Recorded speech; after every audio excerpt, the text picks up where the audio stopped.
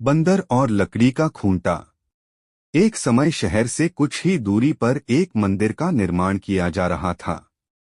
मंदिर में लकड़ी का काम बहुत था, इसलिए लकड़ी चीरने वाले बहुत से मजदूर काम पर लगे हुए थे। यहाँ वहाँ लकड़ी के लठटे पड़े हुए थे और लठटे व शहतीर चीरने का काम चल रहा था। सारे मजदूरों को दोपहर का भोजन करने के लिए शहर जाना पड़ता था, इसलिए दोपहर के समय 1 घंटे तक वहाँ कोई नहीं होता था। एक दिन खाने का समय हुआ तो सारे मजदूर काम छोड़कर चल दिए। एक लठटा आधा चिरा रह गया था। आधे चिरे लठटे में मजदूर लकड़ी का कीला फंसाकर चले गए। ऐसा करने से दोबारा आरी घुसाने में आसानी रहती है। तभी वहां बंदरों का एक दल उछलता कूदता आया। उनमें एक शरारती बंदर भी था, जो बिना मतलब चीजों से छेड़छाड़ करता रहता था। पंगे लेना उसकी आदत थी। बंदरों के सरदार ने सबको वहां पड़ी चीजों से छेड़छाड़ न करने का आदेश दिया। सारे बंदर पेड़ों की ओर चल दिए, पर वह शैतान बंदर सबकी नजर बचाकर पीछे रह गया और लगा अड़ंगेबाजी करने। उसकी नजर अधचिरे लठटे पर पड़ी। बस वह उसी पर पिल पड़ा और बीच में अड़ाए गए कीले को देखने लगा। फिर उसने पास पड़ी आरी को देखा। उसे उठाकर लकड़ी पर रगड़ने लगा।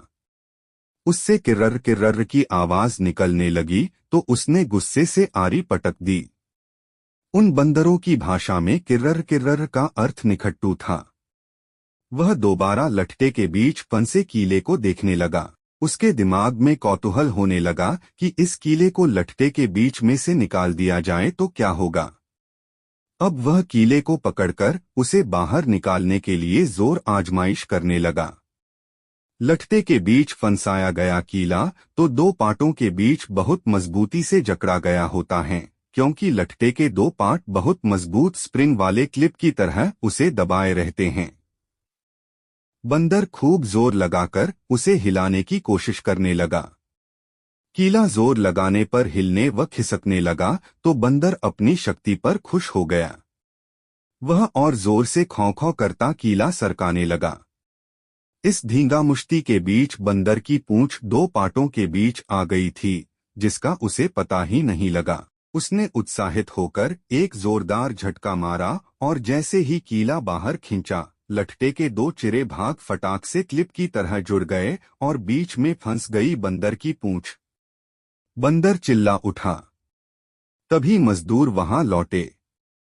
उन्हें देखते ही बंदर ने भागने के लिए जोर लगाया तो उसकी पूंछ टूट गई। वह चीखता हुआ टूटी पूंछ लेकर भागा।